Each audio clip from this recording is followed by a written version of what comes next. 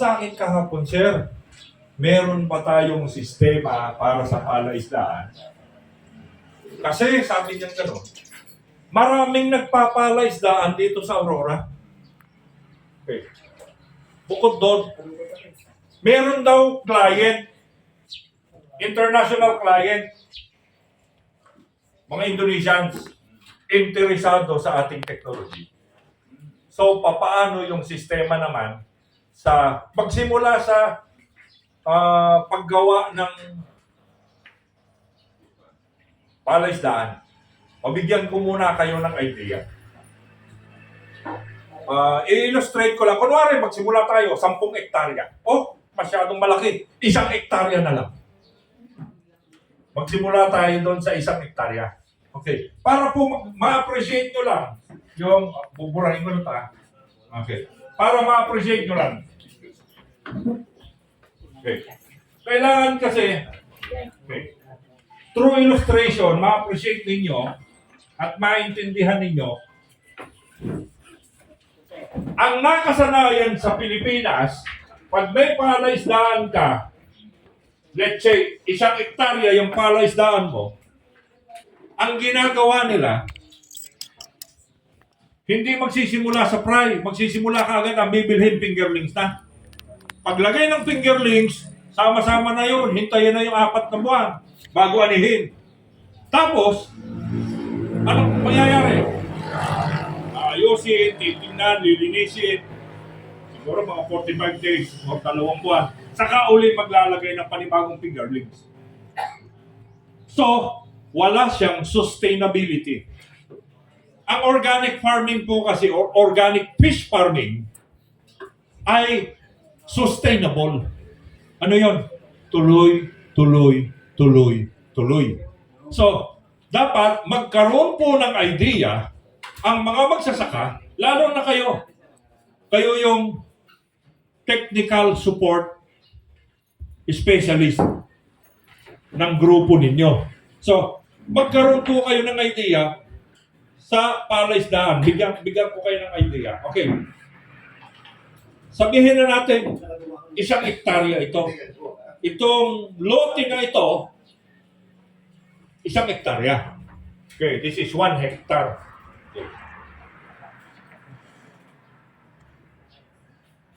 Okay, 1 hectare. Initially, ang unang gagawin ko, hahatiin ko muna siya sa 2. 5,000 square meter and another half 5,000 square meter. Okay.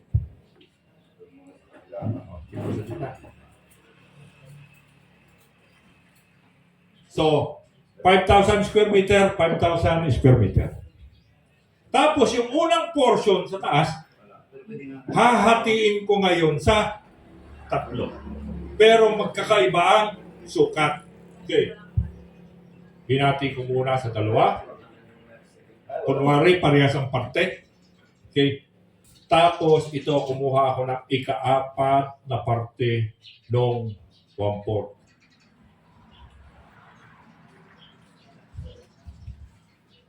So, ganito po yan. Okay.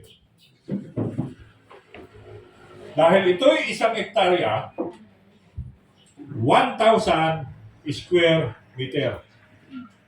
Ito, 2,000 square meter.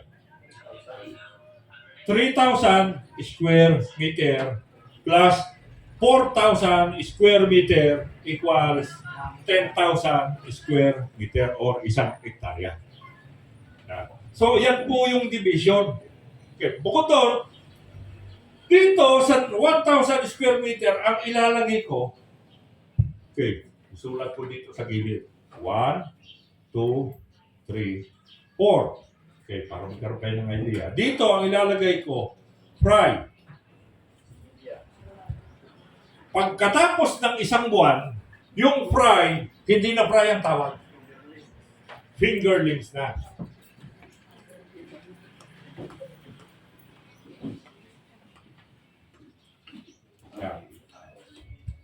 Isang buwan ulit. Yung fingerlings, hindi na siya fingerlings. Ang tawag na sa kanya ay juvenile fish. And another 30 days, ang tawag na sa kanya, growth twist.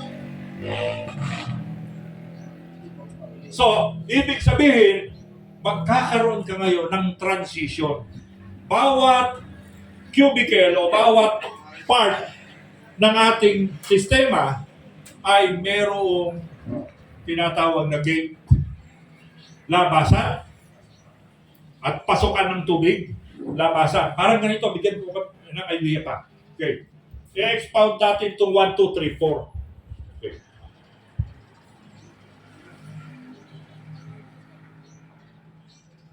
Okay, kunwari ito yung ground level. Okay. Ito yung ground natin. Sa ibabaw ng ground, maglalagay tayo ng ating, yan, nandito nakalagay yung ating pag-aalagaan ng fry. Okay. So dapat ito, laging merong overflow gate. Hindi siya pwedeng lumagpas ng taas. Dapat ito, 1 metro ang lalim. Lagi 1 metro ang lalim. Walang sosobra sa 1 metro. Mas mababa, mas maganda. Kasi pag lumagpas ng 1 metro, yung density, yung bigat ng tubig, masyado nang mabigat sa isda para mag-grow. So dapat 100 cm lang ang kanyang maximum na taas. Or kung 90, okay lang kung 90. 90 to 100. Okay. So, dapat meron kang source ng tubig. O di ang source ng tubig, dito babagsak. Meron kang source, dito yung source ng tubig mo. O ang bagsak ng tubig dyan. Okay. So, yung aking illustration medyo hindi patay. So, yan ang bagsak ng source. Ito yung source mo. So, source. So, ipagpalagay na natin. Ito ngayon yung 1 meter. So, meron ka dapat ditong overflow valve. Dapat 1 metro. Yung sosobra, itatapon mo palabas. Pero dito sa baba, meron ka rito gate. May screen ka rito, may gate ka rito sa baba. Kasi yan yung paglilipatan mo ng finger legs papunta doon sa sunod na. Kasi ang tawag dito ay nursery pond. Yung number 1, ito yung nursery pond. Yan. After 30 days, tanong sir, ano ipakakain ko? Pwede kang magpatubo ng lablab. Pwede kang, bukod sa feeds, pwede kang pumunta sa kaibigan mong may bakery. Yung breadcrumbs. 1 kilong breadcrumbs, sasamahan mo ng 5 grams ng full harvest microbial inoculant. Ano yun?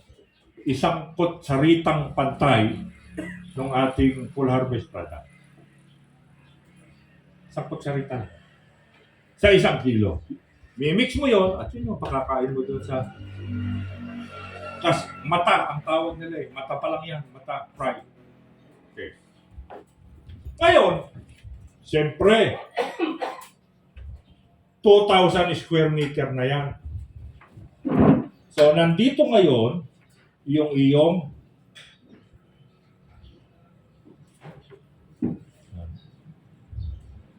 tinatawag na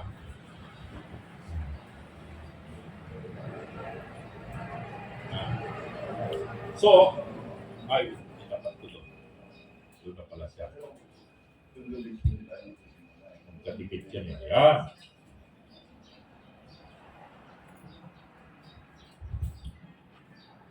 Mali ang illustration.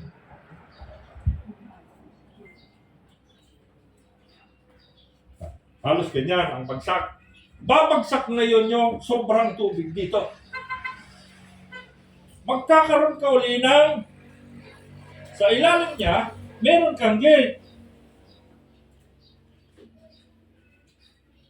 Para yung pag lumaki na, lipat na rin sa kabilang gate. So meron ka rin ditong overflow. Yan. May overflow ka rin dyan. So ibig sabihin, ito, 1 metro ito.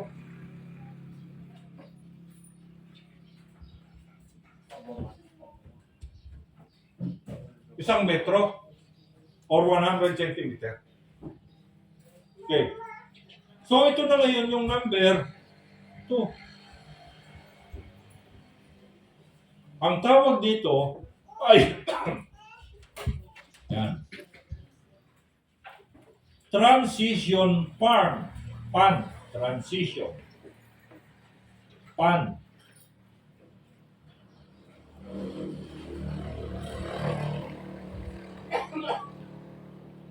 So ang aalagaan mo dyan, fingerlings na. So lahat ng sobrang tubig, babagsak naman dito.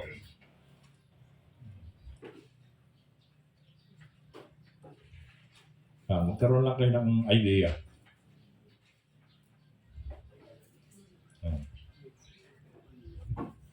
Ganon din, may gate din siya rito. At meron din siya overflow.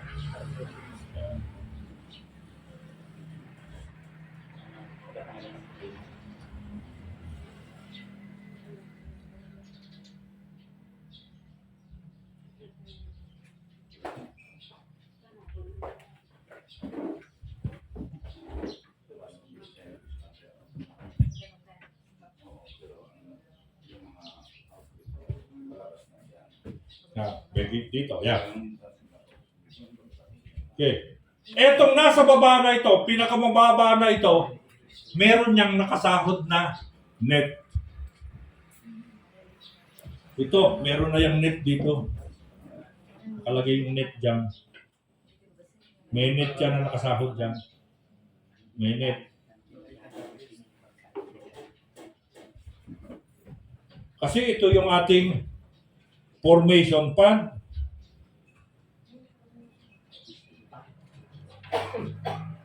At itong ito yung number 3. Itong 4, ito na yung tinatawag na rearing pan. Okay. So, ibig ko sabihin, yan, yun pa rin ang level ng tubig. Ito, ang level ng tubig talaga rito ay yan. 100 centimeter deep. Okay. Okay. Ngayon, ito yung sikreto. Dapat ang aalagaan mo per square meter. Okay. Stacking density.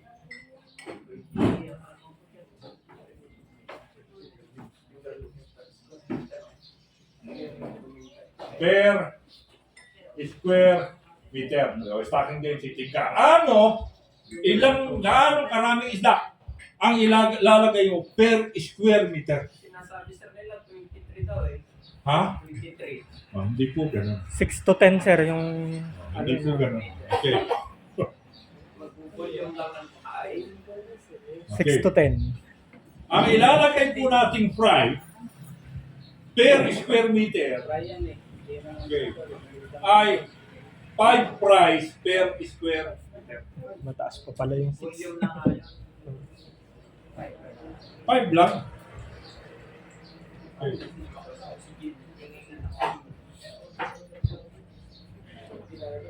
Ito ay 10, sorry.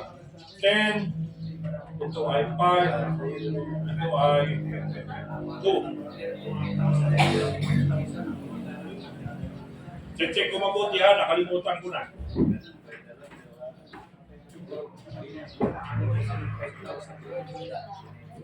Check ko mabuti. Baka mamali ako. I don't know pala kayo, sir.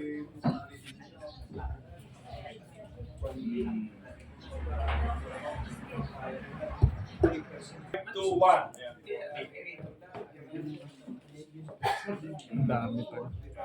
45, saka 2 and 1. Ganito.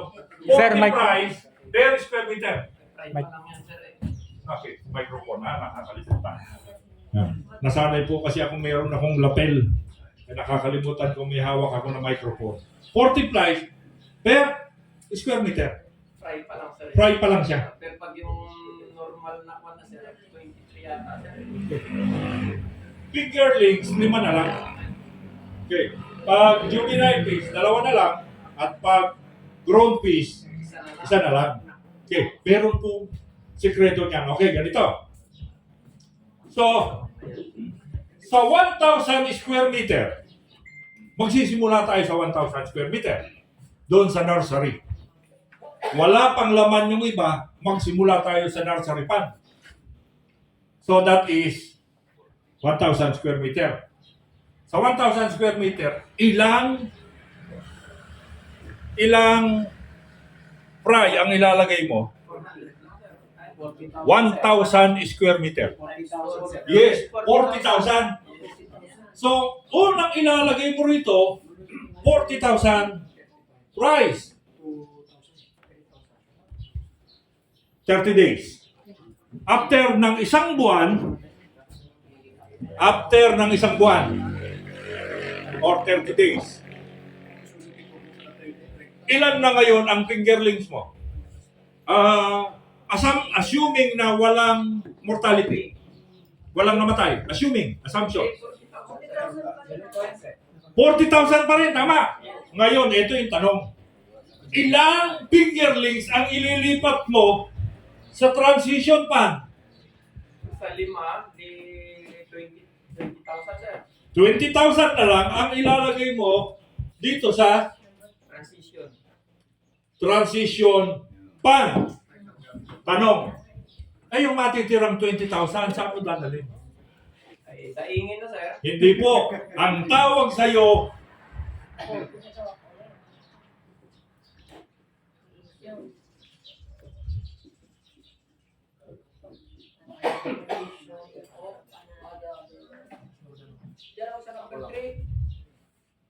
maggagawa ka uli ng panibagong industry.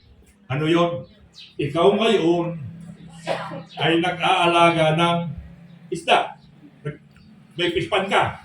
At the same time, after 1 month, ang tawag na sa'yo ay supplier ng fingerlings. Magbebenta ka na ng fingerlings kasi kalahati lang ang ililipat mo.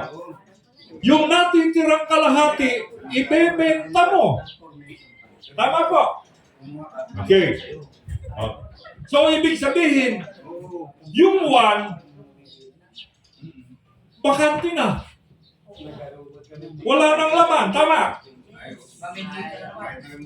Wala nang laman, yung number 1. Yung iyong nursery pan, wala nang laman. Kasi yung 20,000, ito ay for sale. Isusupply mo na sa gustong magpa-island din. Okay. Ano ang susunod na gagawin?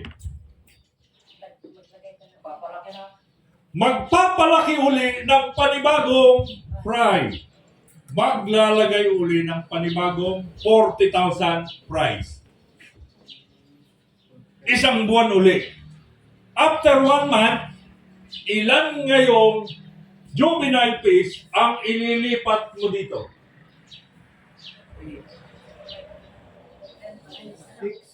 This is 3,000 square meter. 6,000, sir. Ilang juvenile fish ang ililipat mo rito sa iyong formation pan? 6,000, sir. Ha? 6,000 na lang. 6,000.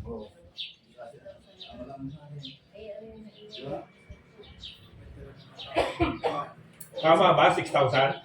3,000 times 2.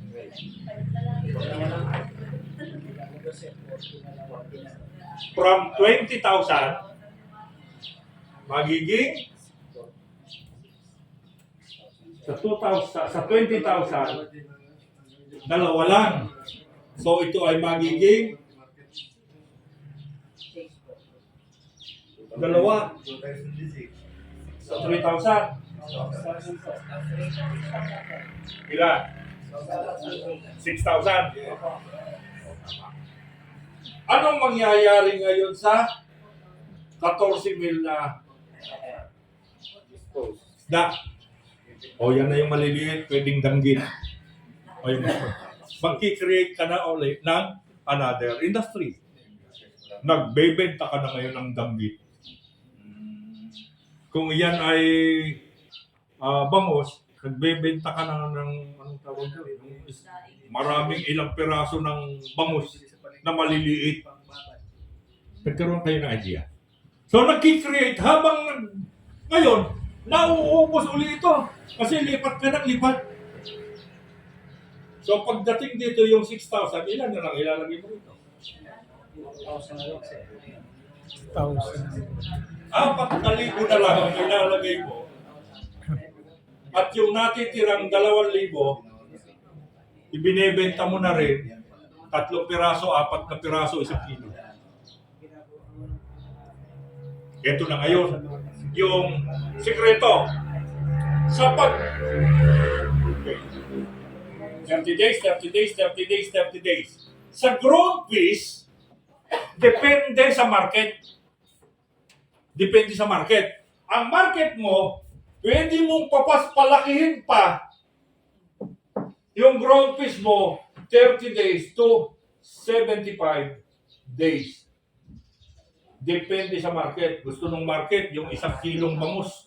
Yung 1 pirasong bangus, mga 2 kilo. Pero pang sir ngayon iba na ngayon ng tilapia sir ngayon Inverted na yan ay mga kumain ng hormones. Nang? Yung mga hormones sir. Wala tayo nun. Wala tayo sir. Wala tayo nun. Kasi pagka umabot na ng 4 months yung mangingitlog na sila. Tama po. Binabaliktad nila yan Opo, nare-reverse. Sila. Oo. So, depende nga po sa market mo. Pwede mong i-extend, pwede mong mag-reverse. Yung i-reverse mo yung kanyang sex reverse, reversion. Yes, sir. Sir, sa tilapia ba ganyan din yung ratio? Opo. Ganyan din yung ratio sa tilapia. Kasi ang kadalasan na nilalagay, ang ginagawa ng ibang mga fish farmer, tinataasan nila yung ratio sa tilapia. Pag tinaasan mo yung ratio sa tilapia, kung wari ang target mo in 4 months, dapat 1 piraso, 1 kilo. Wala kang matarget na gano'n. So, mga dalawang piraso, ganyan. O 3 to 4 pieces, ang 1 kilo. So, hindi mo matarget yung mga malalaki. Yan. Depende po yun sa market ninyo. So, pwedeng 3 buwan lang. Ani ka na. Ang tawag nila rito, kung minsan, zero feeding. Actually, hindi siya zero feeding kasi pakakainin mo pa rin siya ng feeds. Pakakainin mo pa rin siya ng feeds. So, pag pinakain mo siya ng feeds, hindi mawawala. Okay, hindi mawawala. Para mabilis, ang ginagawa natin, ang 1 kilo ng full harvest microbial inoculant ay inihahalo natin sa 200 kilos ng fish meal. Hindi po. Ay, 4. 4 na kabang fish, 1 kilo ng microbial inoculant. Parang nakakakontrol pa sir siguro yan. Tumataas din kasi sir ang ammonia nung Hindi po. Tataas ang ammonia pag wala kang microbial inoculant na sinasabi. Magkakaroon pa po ng tinatawag na depleted dissolved oxygen. Yung sa atmosphere po, oxygen. Doon sa tubig, ang tawag, dissolved oxygen. Yan. So, kasi nabubulok yung mga feeds sa ilalim. So, kaya po nilalagyan natin. Tapos yung probiotics natin, probiotics, iba ang probiotics sa isda at sa hayop at saka sa plant. Okay, ganito po kasi ang paggawa ng probiotics sa isda. Probiotics sa isda. Okay. 250 grams ng full harvest microbial inoculant. 250 grams. 200 liters drinking water.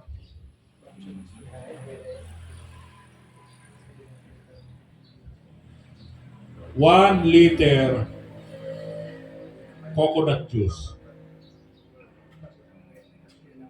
Peppermint mo lang siya ng 10 to 12 hours. 10 to 12 hours. I-peppermint mo. Papanisin mo ng 10 hanggang 12 oras. Tikman mo muna. Kuha ka ng kalahating baso o isang tasa. Tikman mo. Pag masarap sa'yo, masarap na masarap ang mga isda. O, tsaka mo yan yung ngayong i-spray doon sa iyong fish pan. Mapapakapal yan yung lumot o lablaw. Ngayon, gusto... Yes, sir. Pwede bang magkalumot sir kung halimbawa marami ng isda? Opo, ganito po muna. Okay. Ang gagawin mo ninyo, okay, magsisecure po muna kayo ng 200 kilograms ng darak.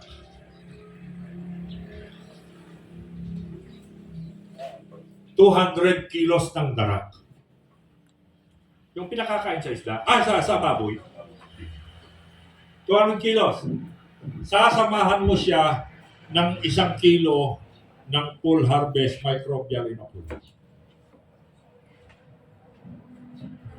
Mix. Pagka-mix mo, yan ang isasabog mo doon sa 1 hektarya mo. Yung rearing pan mo.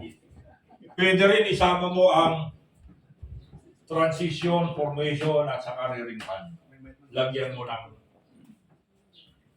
darak na mayroong microbial inoculant. Sa loob ng 5 araw, magkakaroon na po ng tinatawag na lumot o lablab. Magkakaroon na ng algae formation. Meron na pong mga isda yun sir, yung re-revamp. Opo. Kasi pagkakalam ko baka nagugulo ng isda yung formation ng lupa, hindi gusto ng mga lumot. Hindi po. Okay. Yung lumot po, yun yung algae. Okay. Oo. Yun ang gagawin mo. Pagkain po ng isda yun. Pagkain siya ng isda. Kaya kakainin ng isda. Huwag kang mag-alala pag may nadayong kuhol. Yung kuhol mamamatay. Hindi yan namamatay ang kuhol sa nitrate poisoning. Pag kinain niya yung kuhol, disgrasya siya. Kaya safe yung iyong. May tanong pa? So, depende yan sa pakain mo. Pwedeng 5 beses kang magpakain, semi-intensive. Ha? Tatlo lang po. Pag matipid ka, 3. Pwedeng 3 hanggang, kahit sabi ko nga po hanggang 5 beses, pwede. Para makatipid ka, dagdagan mo ng breadcrumbs. Yung ibinubudbud sa ibabaw ng pandesal, ang tawag po doon ay inaamag na tinapay. Dinidiktik yun. Pag hindi alam ng bakery, huwag kang bibili. Tanong mo, pwede po makahingi ng kwan? Yung mga lumang tinapay. Pag hindi bebenta sa'yo, hingin mo lang. Pero pag sinabi niyang benta, bili ka. O hahaluan mo. Sabi ko nga, 1 kilo, 5 grams ng microbial inoculant. Mimix mo. Ay pag sako-sako na, 200 kilos. 1 kilo ng microbial inoculant. O yun yung kain ko.